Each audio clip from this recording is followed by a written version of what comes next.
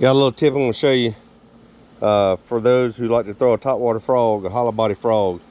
No matter what kind of frog you got, if you fish a frog a lot and you fish it hard through heavy cover, wood,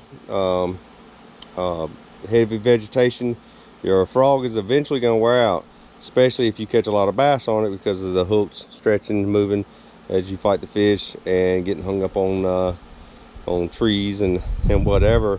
Your hooks are going to cause this little hole back here to wallow out a little bit or stretch, and eventually your frog is going to start to take on water. Now if you're the type of person who can just go out and buy all the frogs you want, it ain't no big deal. You can just throw the frog away. But me, I use the frog quite a bit, and I don't like having to go buy new ones all the time. So this little tip here is going to help you save your frog and get many more months of use out of it, or maybe years. I doubt years, but anyway, here's the tip.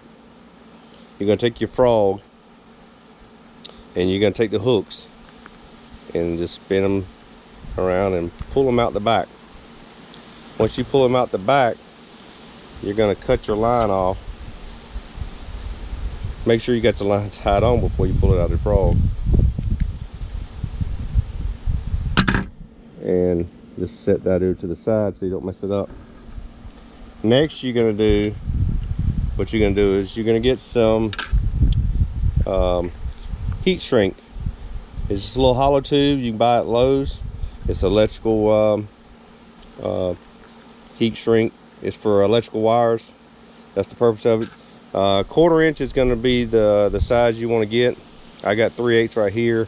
They were out of 1/4 inch, so I was going to buy some more to replace the ones I ran out of, but that's all they had. So I'm going to just do this for demonstration purposes. What you're going to do is you're going to slide your hooks on there, and you're going to feel where the eye, right past the little swivel part, you're going to feel where it is and mark it with your finger. So you're going to slide it down to the end of the hooks.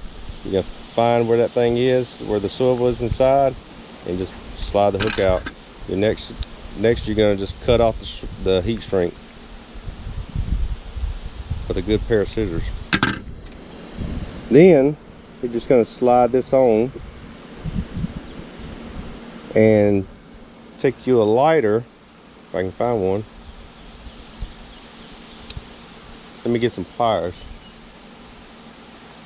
You want some pliers.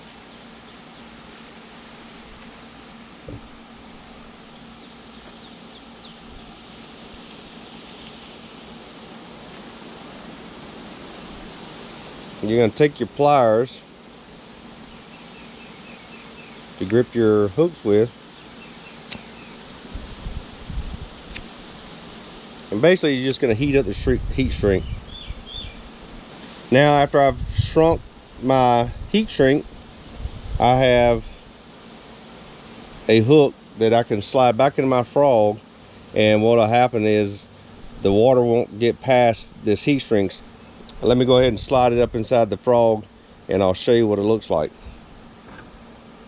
So now I'm just going to take my hooks that I applied my heat shrink to, tie me a double Palomar knot, or Palomar, however you want to say it.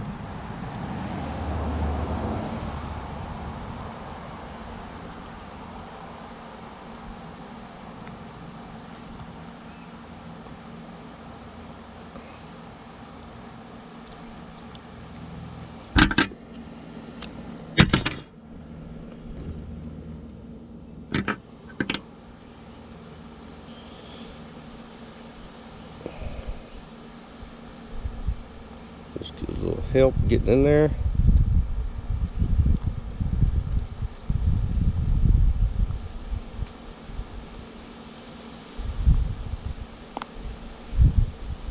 There.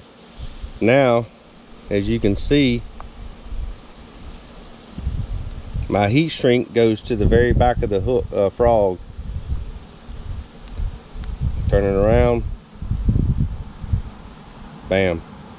As you can see now, the heat shrink sticks out. It makes a tight little seal around the hole, and keep water from coming in. Now you may say, well, what about the hole right here? Well, the thing is, the frog's gonna sit in the water. That is basically a tube that runs up to the top of the frog and will keep the water from getting in. Water can still get in if you submerge it, but it's not gonna be just a single open hole right at the back where water can come in and you have to keep squeezing it. So you won't have to squeeze it nearly as much. It's gonna help you out on your frog. It's gonna make it float higher in the water, so you can make it walk and pop better. Another thing is, do not try to run the heat shrink from the outside part of the hooks all the way to the eye. What'll happen is when you go to collapse your frog to squeeze it, it won't be able to suck air back in to expand back out. So you can't do it that way. You got to run it just up to the swivel. Do that on your frogs, and you'll have frogs that'll last you a lot longer, 10 times longer than they did before.